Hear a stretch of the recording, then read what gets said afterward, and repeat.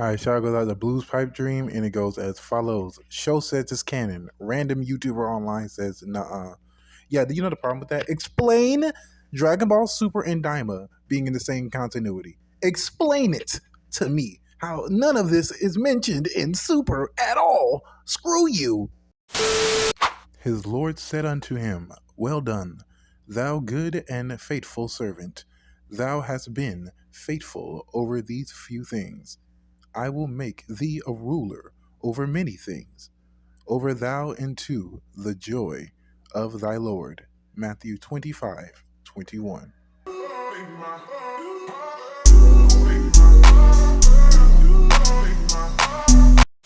So, the female Silver Surfer. Yes, she existed in the comics. Let's get this out the way so I don't gotta hear people in the comments about it. Yes, she was the girlfriend of Norrin Radd, the original Silver Surfer that we all wanted to see. Now, let me just say this. Do you really want to see Silver Surfer light, or do you want to see the real thing? You really only see this version of Silver Surfer or female Silver Surfer like twice, and that was in her debut in a What If story published by Marvel, literally in 1977. It wasn't even a good storyline to go with because it was just a one-off. It was done as a one-off. It wasn't meant to be like this long-running thing. Second time we see her in Earth X, decades later in the Marvel publication. So it's like, again, well, like, what do you want? Like, stop using this comic excuse. Like, no, I don't want to hear it. Because people are going to say, oh, well, if it was in the comics, what's the problem? Listen to me, because I know y'all brains only work on straw mans. So when y'all get an argument that y'all can't just and moan about to get your point across, it's a little hard for y'all brains to process. So let me explain this and break it down to you. He's more popular than her. Norrin Radd is more popular and is more recognizable as Silver Surfer than his girlfriend becoming Silver Surfer. That would be like if we just be like, okay, let's make Mary Jane Venom now. Do you really want to see Mary Jane in the symbiote, or do you want to see Spider-Man or Flash or hell, anyone of note who've worn the symbiote to wear the symbiote, instead of having someone who was literally traumatized by the very look of the black suit, that she would never even do this in character? You know what I mean? It's like, even with the freaking Lois Lane shit, it's even worse with that one, because it's like, she literally is the epitome of she don't need that. Like, she just doesn't need superpowers to be an interesting character. Now, would you read an entire Action Comics issue with Lois Lane at the helm? No. Why would you want to? Because Superman's right there. So to make her interesting, quote unquote, you just give her Kryptonian power, a la from Zod, which makes no sense because their powers are genetic, but whatever, go off. It's like, people who try to argue for this, it's so dumb, because like, it makes no sense. Like, the logic is just not there. It's like, why would you use a version that no one knows and no one cares for, and that there's no fanfare for? You just have her dressed up like Silver Surfer and like, here you go, fans. Look, doesn't this remind you of Silver Surfer? But we're not gonna give you the Silver Surfer you want. We're gonna give you the literal watered down version. Is this what you fans like? Here you go. You know, like. And also, since we're on the topic of the Silver Surfer and like Fantastic Four, why doesn't Johnny's clothes burn? Like, what's the logic? Like, is it like a protective barrier that his power exudes for his clothes to not burn? Because I've seen the trailers, I've seen the footage, and it's just like, how does that work? You know? Like, is there no unstable molecules? Is the clothes just going off of faith, and like, for the sake of the plot, they don't do this? You know?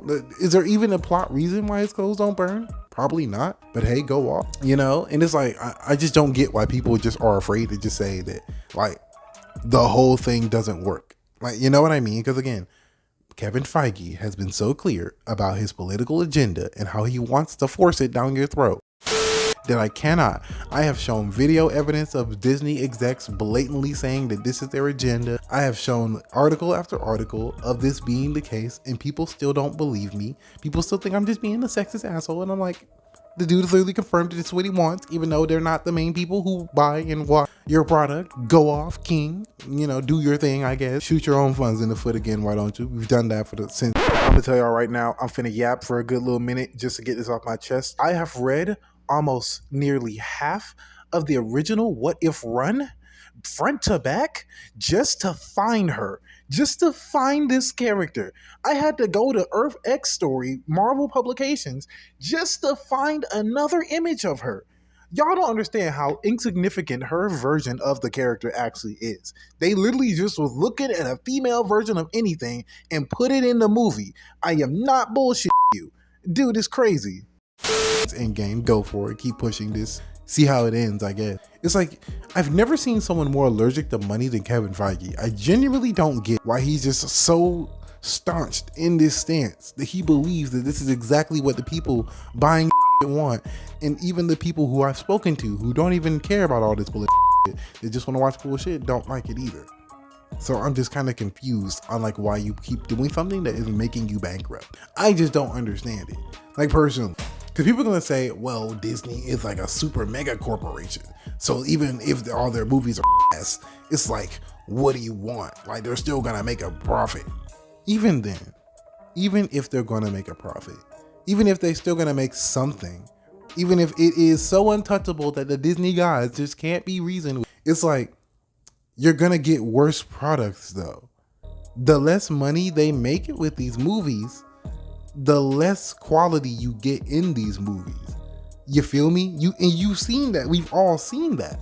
And yet no one wants to address the real issue here. It's like, maybe you traditionally go with what fans traditionally like, and you see, traditionally you'll make money. Like, I genuinely don't understand it. It's like they'll make something for comic book fans, but don't let comic fans make what they're making. And so they're now out of touch with what comic fans want.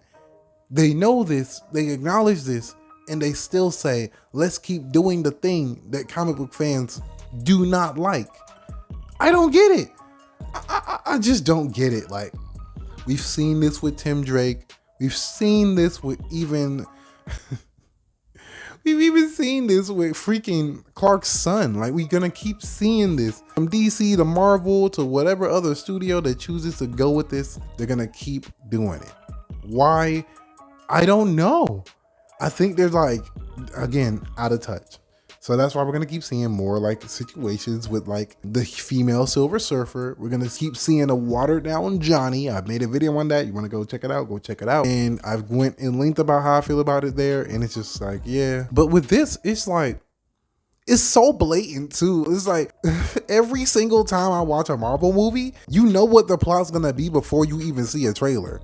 As soon as you see it released, you already know what it's gonna be. You're gonna have your tokenized character here. You're gonna have forced feminism line here. Also, I just think this is kind of crazy. You would think since Marvel is adapting basically themselves in the comics, right? You would think that you would pick the design that makes her have her own individuality and stand out more as her own character, i.e. the comic version.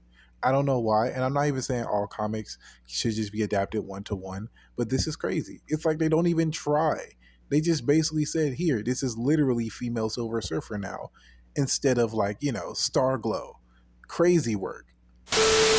Also, this is like the last little side note, but I spent hours researching this for this video and I found it, so y'all finna find out too. Okay, so basically, there was like the what if that I was reading through to find if images or whatever, and it literally looks like Pedro Pascal. It was like, what if the original bullpen was the Fantastic Four? I don't know why. This was not even on purpose. I'm not even saying if they're doing this with Pedro Pascal because it was on purpose. I'm just saying it's a huge coincidence. A few minutes later. Here, or insert feminism moment here, and it's gonna be extremely forced. But aside from that, yeah, that's just my take on it. I'll see you guys in the next video. Peace. This motherfucker don't miss. No, he's fucking good. That motherfucker don't miss, man. He's good. In the heat of battle, he don't miss. No. In the heat of controversy, he don't miss. No.